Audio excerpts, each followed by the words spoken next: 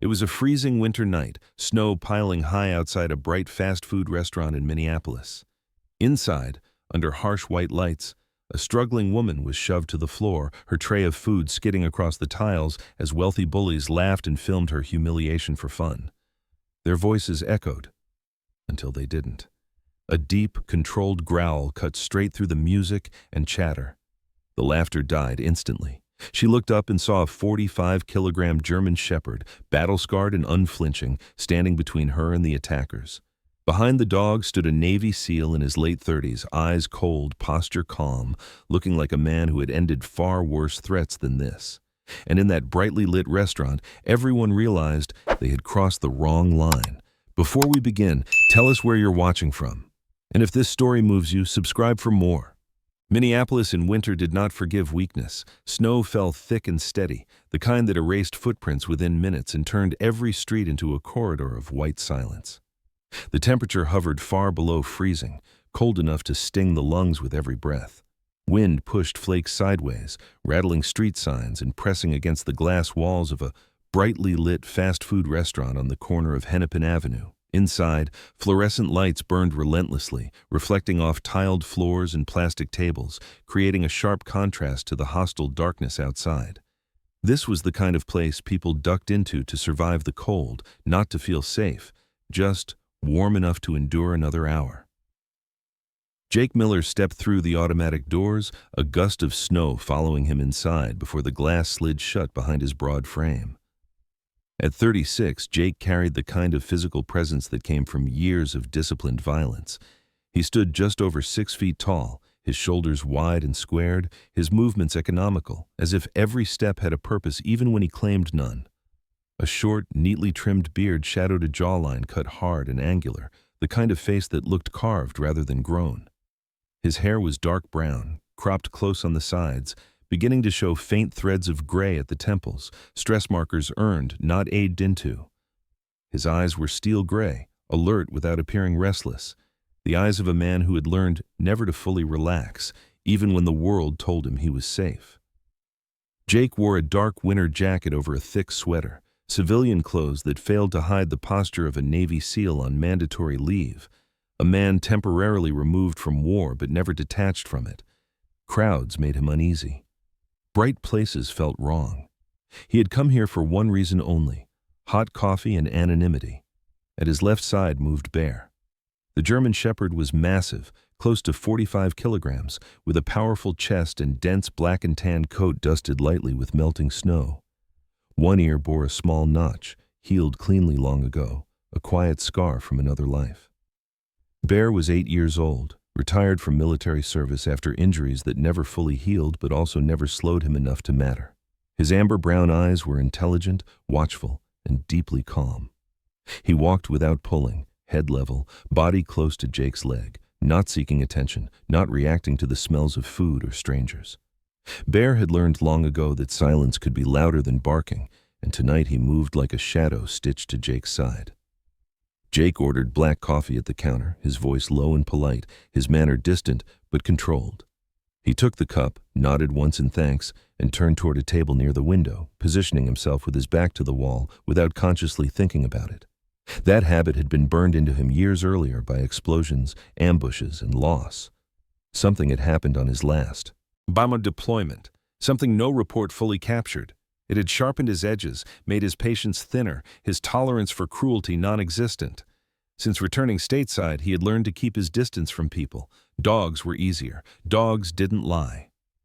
As Jake settled into his seat, Bear lay down at his feet, body angled toward the entrance, chin resting lightly on his paws. The restaurant hummed with noise, frying oil, music from hidden speakers, laughter too loud and too careless. Jake took a sip of coffee and exhaled slowly, trying to fade into the background. That was when he noticed her. In the far corner of the restaurant stood a woman working the late shift, wiping down a table that was already clean. She appeared to be in her early 30s, slender and slightly hunched, as if trying to take up less space than she deserved. She stood around 5'6", with narrow shoulders and long legs, wrapped in cheap black work pants. Her hair was light brown, pulled back into a loose ponytail that had begun to slip, wisps framing a pale face marked by exhaustion rather than age. Her skin was fair and dry from winter air, her hands red and cracked despite gloves tucked into her apron pocket. There was a quiet resilience about her, the kind born from grief and responsibility rather than confidence.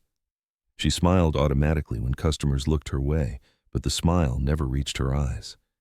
Near her stood a small child no older than 6 or 7, bundled in an oversized winter coat. The child, thin with a knit hat pulled low and a faded backpack clutched tightly to her chest, shifted from foot to foot, clearly cold despite being indoors. She leaned close to the woman, eyes downcast, saying nothing. A group of teenagers occupied the table nearest them. They were well-dressed, expensive coats draped carelessly over chairs, phones always in hand. One of them, a tall boy with styled blonde hair and a smirk that came too easily, nudged another and lifted his phone, angling it toward the woman. His laughter was sharp, careless. The woman stiffened. The child shrank closer. Jake felt Bear's body tense before he heard anything change. The dog let out a low, almost inaudible growl, not aggressive, not loud, but deliberate. It was the sound of recognition, of a threat cataloged rather than challenged. Bear's eyes fixed on the teenagers, ears angling forward, muscles coiling subtly beneath his fur. Jake followed Bear's gaze, his jaw tightened almost imperceptibly. He didn't move, not yet. The blonde teenager said something cruel. Jake didn't catch the words, but the woman's shoulders dropped as if struck. One of the boys laughed louder, holding the phone up higher, filming. The child's fingers tightened around the backpack straps until her knuckles went white. Jake felt the familiar heat rise in his chest, the controlled burn he had learned to leash with discipline. He rested his hand briefly against Bear's shoulder, grounding himself as much as the dog. The world outside the window blurred into streaks of white, snow pressing against glass like an invading force. Then Jake glanced outside and froze. Across the street, half buried in snow, a black SUV idled with its headlights off. Exhaust curled upward in steady plumes. From the driver's side window, a camera lens glinted faintly, pointed directly at the restaurant. At him. Jake's reflection stared back at him from the glass, coffee untouched in his hand, Bear poised at his feet. Someone was watching. The tension inside the fast food restaurant thickened not with shouting, but with the careless confidence of boys who had never been told no. The group of teenagers began to push their luck, laughter swelling as one of them deliberately flipped a plastic tray, sending fries skittering across the tile floor. Another tipped a cup of ice water with exaggerated clumsiness, the liquid splashing over the woman's shoes. They laughed louder, phones raised higher, documenting every second like hunters collecting trophies. The woman, Sarah, froze for a moment before bending to clean the mess. She was slim, almost fragile in posture, though there was a quiet endurance in the way she moved. Her face, pale beneath the harsh fluorescent lights, showed sharp cheekbones softened by exhaustion rather than youth. Strands of light brown hair slipped free from her ponytail, clinging to skin reddened by cold and fatigue. Her hands shook as she wiped the floor, not from fear alone, but from long hours of standing and the knowledge that any complaint could cost her the job she depended on. The child beside her, Emily, her daughter, hugged her worn backpack tighter, wide eyes fixed on the boys, her small frame tense like a rabbit sensing a hawk overhead. Jake Miller watched without moving, his expression unreadable, jaw set beneath his trimmed beard. Years of training had taught him the cost of acting too soon. Bear, however, reacted instantly. When one of the boys shoved past Sarah with deliberate force, his shoulder clipping her arm, she slipped on the wet tile, knees buckling as she caught herself on the edge of a table. Bear surged forward in a single controlled motion, placing his massive body between Sarah and the teenagers. He did not bark. He stood. His black and tan coat bristled under the lights, muscles defined and immovable, amber eyes locked on the nearest threat.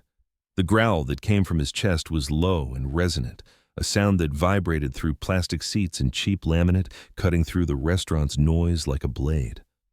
Jake rose slowly to his feet, every movement deliberate. He didn't shout. He didn't threaten. His voice, when it came, was calm and flat, stripped of emotion. Stop. The word carried weight not because of volume, but because of certainty.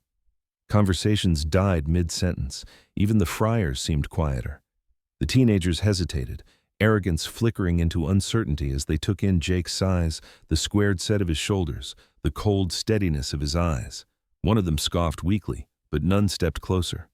From behind the counter emerged the restaurant manager, a man in his late 40s named Mark Reynolds, heavy-set with thinning hair and a perpetually anxious expression. His uniform shirt was wrinkled, his name tag crooked, and his eyes darted between the teenagers and Jake as if calculating potential losses. Mark cleared his throat and gestured vaguely towards Sarah. "Sir, we can't have disturbances." "In here," he said, voice tight with forced authority. "If there's a problem, she needs to take it outside." Sarah straightened slowly, humiliation flushing her cheeks. She opened her mouth to speak, but Jake stepped slightly forward, positioning himself just enough that the line of sight shifted to him instead. He looked at Mark with the same calm intensity he had used overseas when dealing with uncertain allies. "She didn't cause this," Jake said evenly. "She slipped because they made a mess." Mark swallowed, his gaze flicking toward the teenagers' expensive coats and then back to Jake. "I'm just trying to keep the peace," he muttered. Jake didn't argue further. Instead, he crouched slightly, gesturing for Sarah to sit. He pulled paper towels from a dispenser, handing them to her with a nod that was neither pity nor command. He signaled to the counter, ordering a cup of hot water, his tone polite but unyielding. Bear remained planted in front of Sarah and Emily, his presence a living barrier, his breathing slow and controlled. The lights overhead cast sharp shadows, turning the small corner into something resembling a stage, every eye in the restaurant drawn to the tableau. Sarah sank onto a chair, hands trembling as she dabbed at her wet shoes. Emily pressed against her side, whispering something only her mother could hear. Jake placed the steaming cup on the table within Sarah's reach. "Take your time," he said quietly. "You're okay." For a moment, the world shrank to that small circle of light, warmth pushing back against the cold and cruelty.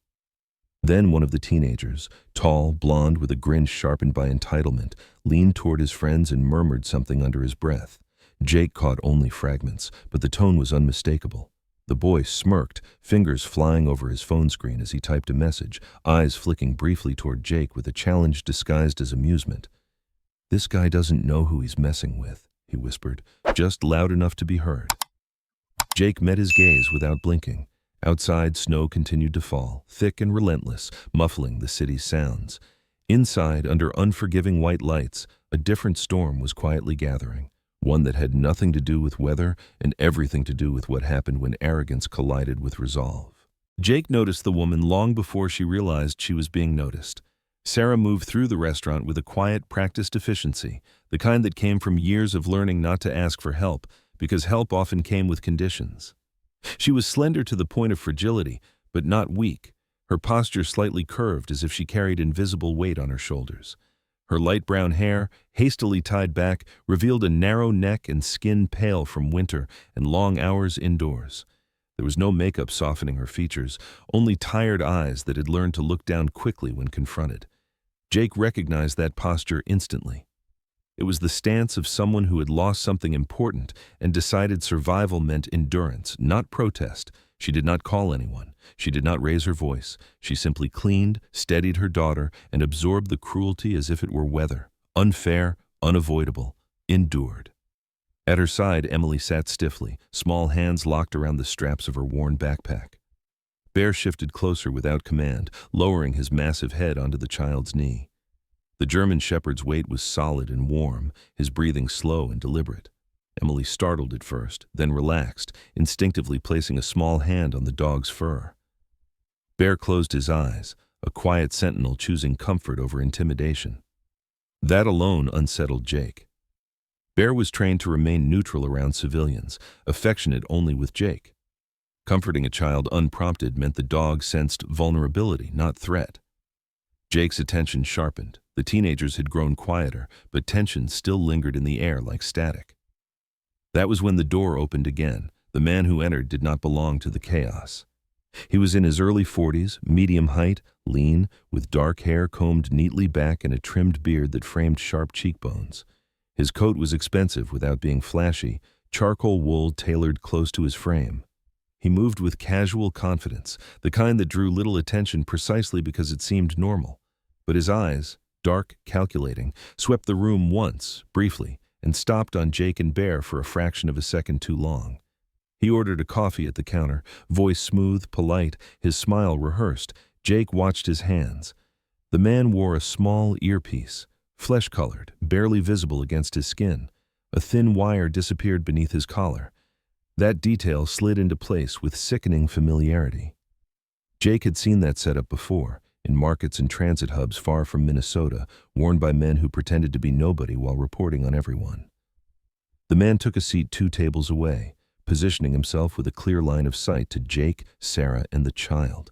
He pulled out his phone, pretending to scroll, but his eyes kept lifting, checking angles, reflections in glass, movement behind him. Jake felt the old instincts rise, not as panic, but as clarity. He shifted slightly, angling his body to block the man's view of Emily. He gave Bear a subtle hand signal. The dog rose, stretched, and repositioned himself so that his bulk obscured the child completely. Sarah noticed none of this. She focused on Emily, brushing crumbs from the table, murmuring reassurances in a soft voice. Jake caught fragments, apologies that shouldn't have been necessary, promises that tomorrow would be better. He stood, moving with deliberate calm, and gestured lightly.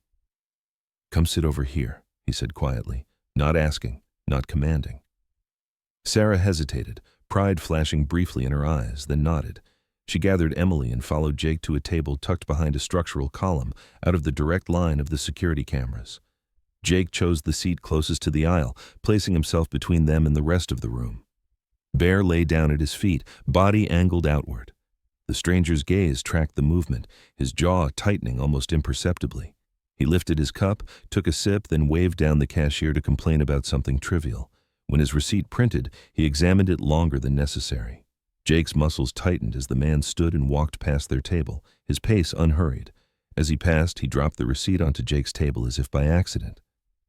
"Think you dropped this," he said casually, not breaking stride. Jake waited until the man exited, the door swinging shut behind him with a soft hiss. Outside, snow swallowed his footprints almost immediately. Jake picked up the receipt. The ink was fresh, the paper still warm.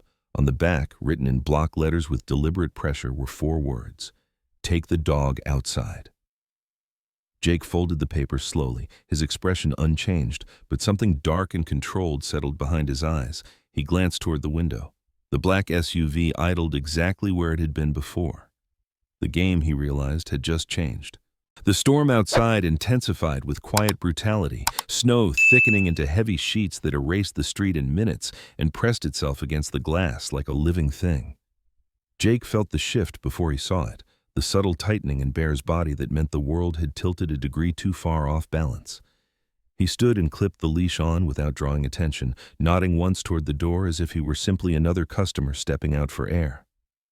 Bear moved with him, calm and obedient, though the fur along the dog's spine had begun to rise in a thin ridge, each hair alert and listening. The cold hit hard the moment the doors slid open, wind biting at Jake's face, snow stinging his eyes. He led Bear toward the narrow overhang near the side entrance, a place half sheltered, half exposed, often used by smokers and delivery drivers. Jake's posture stayed loose, casual to anyone watching, but his mind was already mapping angles, distances, reflections. That was when he saw the truck. It sat too close to the building, backed in at a slight angle, rear doors cracked open just enough to reveal darkness inside. The vehicle was matte white, unmarked, no company logo, no identifying numbers. No uniformed driver stood nearby. Snow had been brushed from the license plate recently, a small detail, but one that mattered. Bear stopped on his own, head lifting, nose testing the air. He did not bark. He did not growl. Instead, his muscles locked, tail low, ears angled sharply back, the unmistakable silent alert of a dog trained for combat, not crowd control. Jake's pulse slowed. Silence from Bear meant calculation. Jake followed the dog's line of sight, noticing faint movement inside the truck, the barely perceptible shift of weight. His jaw tightened. This wasn't about him, the realization settled with cold certainty. Men who wanted Jake would not announce themselves with notes and cameras. They would move fast, clean. This was something else. He turned back toward the restaurant, intending to check on Sarah and Emily, but as he reached the door, it resisted. The automatic doors hesitated, shuddered, then froze halfway open. Jake tried again, pressing the panel. Nothing. A malfunction, maybe, but the timing was wrong. He forced the gap wider with his shoulder and stepped inside, Bear at his heel. The noise hit him first, voices raised, confusion rippling outward. Jake's eyes snapped to the corner table. Sarah was standing now, her slim frame rigid, face drained of color. Her light brown hair had come loose entirely, strands clinging to her cheeks. She was calling Emily's name, voice sharp with panic. The chair where the child had been moments earlier sat empty. On the floor beneath it lay the faded backpack, tipped on its side, one strap twisted as if torn free in a hurry. Jake felt something old and violent stir behind his ribs, a memory of villages and screams he had spent years trying to bury. He crossed the room in long strides, scooping up the backpack and scanning its contents with a single glance. Too light, too empty. Sarah grabbed his arm, her fingers icy despite the heat inside, her eyes wide and unfocused. "She was right here," she said, words tumbling out. "I only looked away for a second." Her voice cracked, and in that fracture Jake saw the shape of her grief, the kind that never healed, only scarred over thinner each year. He placed a steadying hand on her shoulder, grounding her without hesitation. "Stay here," he said quietly. "Don't move." Bear had already turned back toward the door, nose low, following a scent trail that cut through fryer oil and disinfectant toward the cold beyond the glass. Jake glanced once more at Sarah, committing her face to memory, then followed. Outside, the storm swallowed sound, snow blinding and relentless. The delivery truck's rear door swung wider as a figure shifted inside, then froze when Bear emerged from the doorway, massive and silent, eyes burning. Jake didn't shout. He didn't run. He raised one hand slightly, signaling Bear to hold. Somewhere, a car door slammed, too far away, too late. Jake took another step forward, boots crunching on packed snow, his breath steady despite the chaos tearing at the edges of his control. The truth was clear now. The message on the receipt, the camera, the truck, they weren't threats. They were instructions. And someone had decided Emily was leverage. Jake forced his breathing to slow, the way he had learned to do years ago when chaos tried to drag him under. Panic helped no one. He turned first to Sarah, up close. The woman looked even more fragile than she had moments earlier. Tall but thin, her frame narrow from years of missed meals and constant worry. Her skin had gone ashen beneath the fluorescent lights, freckles standing out sharply across her cheeks and nose. Her eyes, a soft hazel, were wide and glassy, darting from the door to the empty chair to Jake's face, searching for something solid to hold on to. Her hands trembled uncontrollably, fingers clenched around the fabric of her worn sweater as if it were the only thing keeping her upright. "She wouldn't leave," Sarah whispered, voice cracking. "Emily wouldn't go with anyone unless I said it was okay." Jake nodded slowly, keeping his voice low, steady, almost gentle. "I know," he said. "You did nothing wrong." Even as he spoke, his eyes moved constantly, scanning the restaurant the way a soldier studies terrain, entrances, exits, blind spots, reflections in glass, the behavior of every person still inside. Bear circled once, nose pressed low to the floor, then moved decisively toward the rear hallway that led past the restrooms and storage room. The dog inhaled deeply, sorting information no human could see. Cold air tracked in from outside, the sharp tang of gasoline, and beneath it all, the unmistakable scent of fear, fresh, small, and moving fast.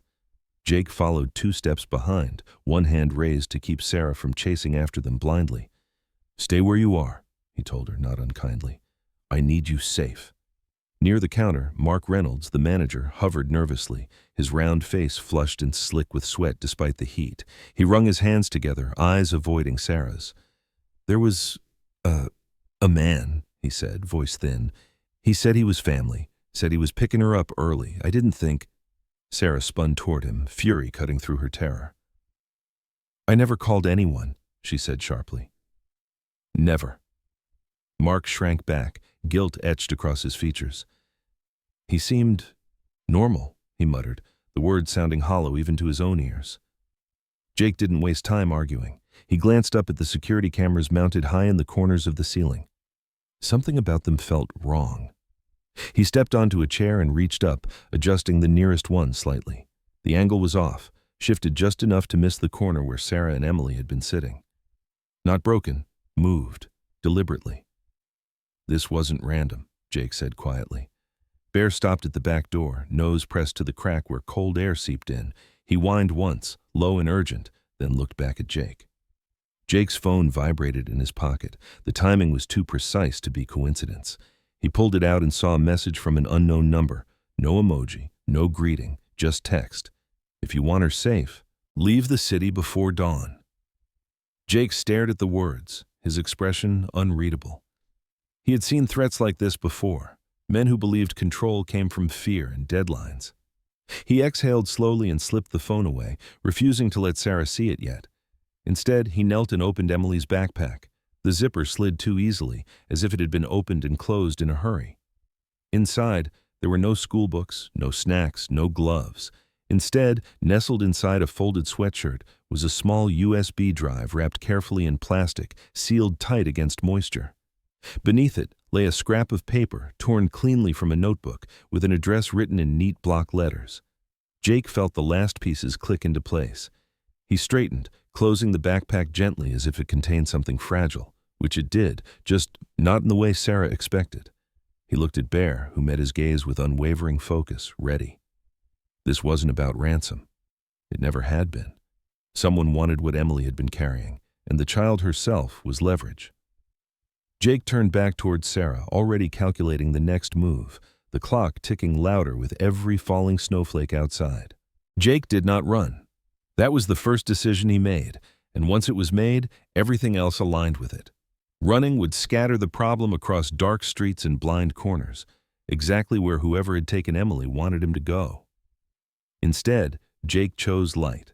He guided Sarah out of the restaurant and toward the drive-through loop that wrapped around the building like a glowing moat, floodlights blazing white against the falling snow. The area was designed for visibility, open lanes, wide turns, nowhere to hide without being seen.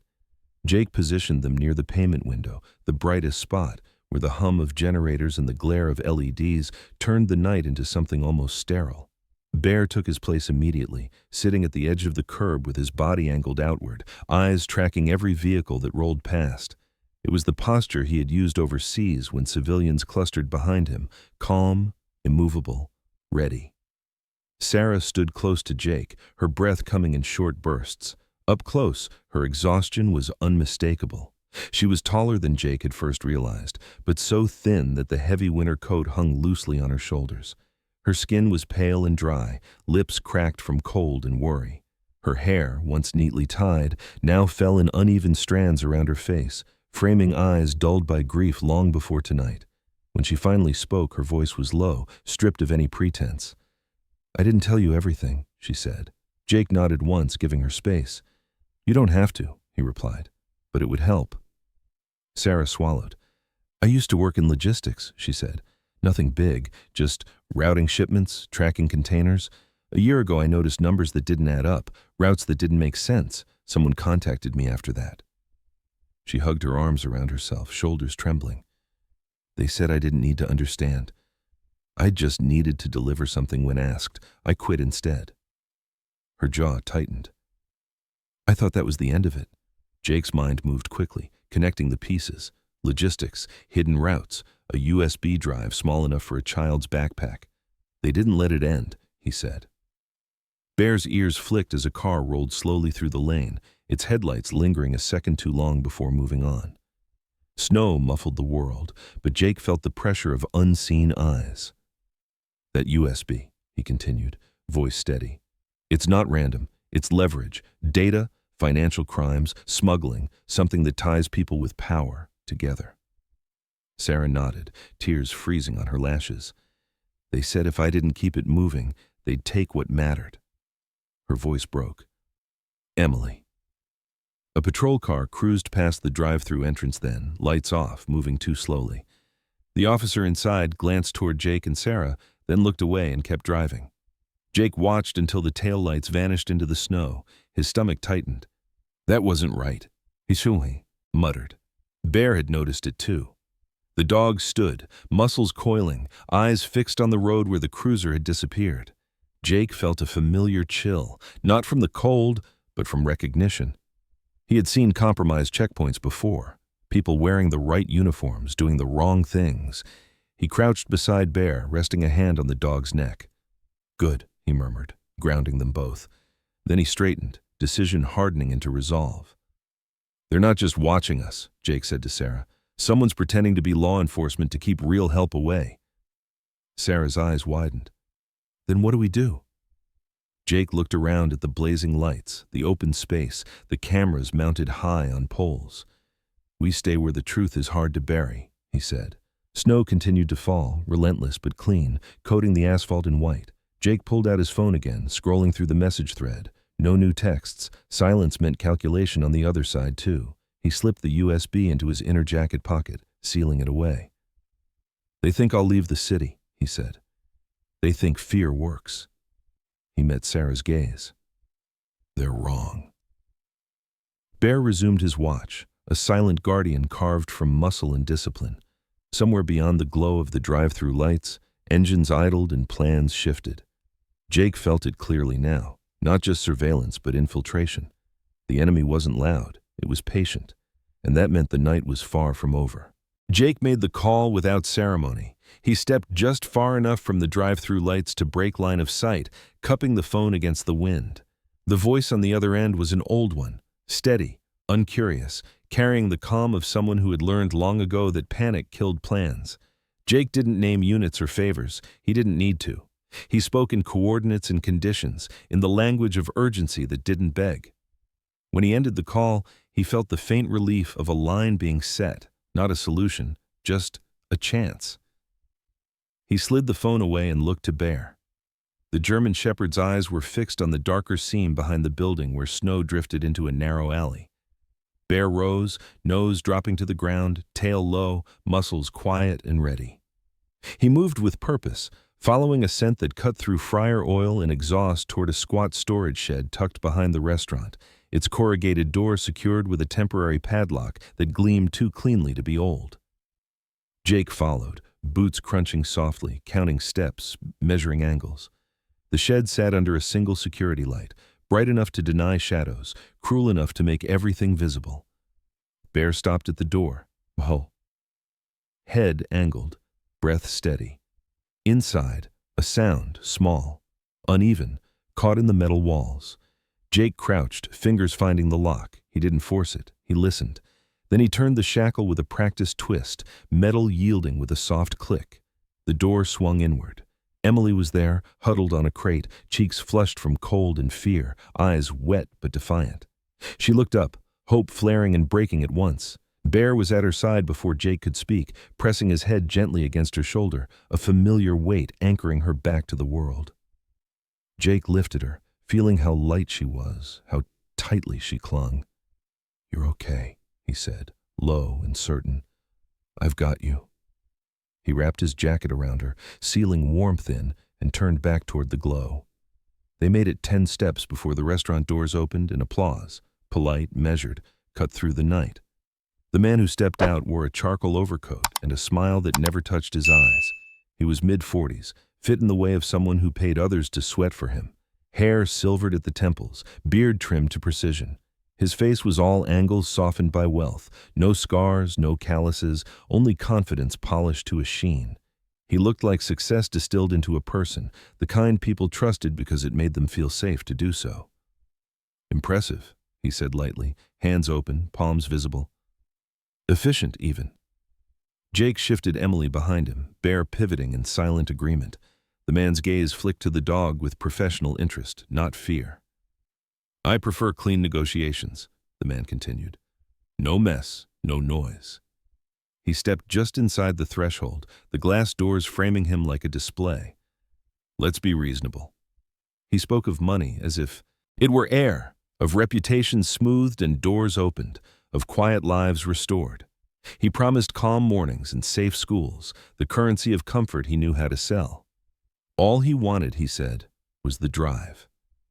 Jake listened, face unreadable. He glanced at Bear, then at Emily's pale hands clutching his sleeve. He knew the answer before the man finished speaking.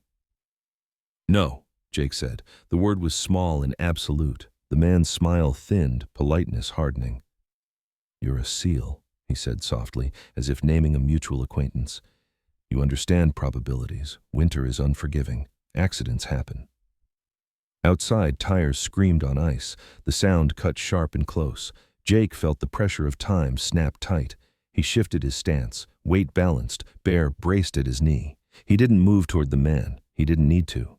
He turned instead, stepping into the brightest wash of light, cameras catching every line of his face, every motion deliberate. He raised his voice, not loud, just clear. "Step back," he said. "This ends now." The man's eyes flicked to the cameras, calculating. Snow fell harder, swallowing sound, the night holding its breath. Jake understood, in that final moment before everything broke open, that darkness was no longer his ally. He turned toward the restaurant and raised his voice, not in anger, but with command. "All exterior lights, every sign, now." The words carried the authority of habit, the tone of a man who had coordinated far worse than a fast food crew at 3 a.m. The employees hesitated only a heartbeat before moving. Switches were thrown, floodlights snapped on with sharp clicks. The LED menu boards flared to full brightness, white and blue spilling across snow and asphalt, erasing shadows, flattening angles, making every movement visible. The storm softened under the glare, flakes turning to glitter instead of cover. Jake stepped deliberately into the brightest pool of light, positioning himself so the cameras framed his face and the glass reflected the man behind him. Bear mirrored the movement, planting himself squarely at Jake's side, chest out, head high, eyes tracking the businessman's hands and feet with surgical focus. The dog did not bark. He did not lunge. He blocked. Each time the man shifted, Bear adjusted by inches, guiding him back into view, into light, into record. The businessman's smile faltered as the world he preferred, half seen, half denied, vanished. Sarah stood just inside the doorway, Emily wrapped in Jake's jacket against her chest. Up close, Sarah's strength was clearer than ever. She was tall and slender, her posture still tense but unbroken, light brown hair pulled back again with shaking hands. Her skin was pale from the cold, freckles dusted across cheeks now flushed with relief and fear. Her eyes never left Emily, yet she watched Jake too, as if anchoring herself to the certainty in his movements. Jake spoke calmly, carefully, asking questions that were not questions at all. He repeated the terms the man had offered, invited him to clarify, to be precise. The businessman obliged, confident in his polish, careless with his words. He spoke of money and silence, of accidents and winters, of keeping things quiet. The microphones near the drive-through window caught every syllable. The cameras caught his nods, his measured gestures, the moment his eyes flicked toward the idling vehicles beyond the lights. Bear shifted again, blocking the path as one of those vehicles edged forward, forcing it to stop where the lens could see the driver's face. Tires hissed on ice and froze. The man realized too late that he had been guided, not challenged. Jake held up the USB between 2 fingers, never breaking eye contact.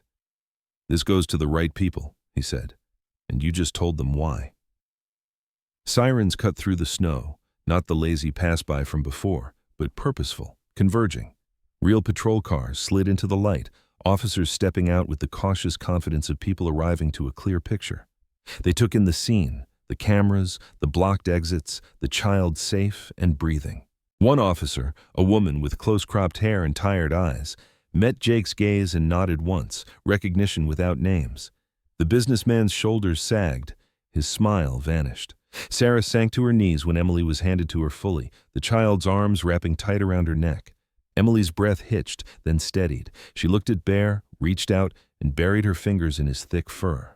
Bear leaned into the touch, eyes softening, tail giving a single restrained sweep. The officers moved efficiently. Statements were taken, the USB was logged, names were written down that would matter later. Sarah was offered resources, not charity, but process, legal counsel, victim support, a number that rang to a person, not a voicemail. She listened, nodded, held Emily, and for the first time that night, stood straight. Dawn crept in quietly, pale and forgiving, the storm easing into a fine drift. Jake watched the sky lighten, the hard edge in his chest loosening as the night finally released him. When it was over, he walked to his truck. Snow dusted the hood like a benediction. Sarah approached, words tangled with gratitude and exhaustion. Jake shook his head gently, a small smile cutting through the lines of his face. "Take care of her," he said, nodding to Emily. "That's the job." He climbed in, Bear leaping to the passenger seat with practiced ease.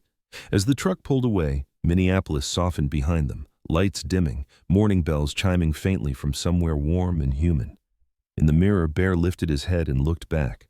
Far down the street, a black SUV sat idling. Then, slowly, it turned and disappeared into the falling light. Sometimes, miracles don't fall from the sky with thunder and light. Sometimes, they walk quietly into ordinary places: a bright fast food restaurant, a snowy street, a frightened child, a tired mother. And they arrive through people who choose to stand when it would be easier to walk away. God often works not by removing the storm, but by sending someone who refuses to let the storm have the final word. A man who protects instead of profits.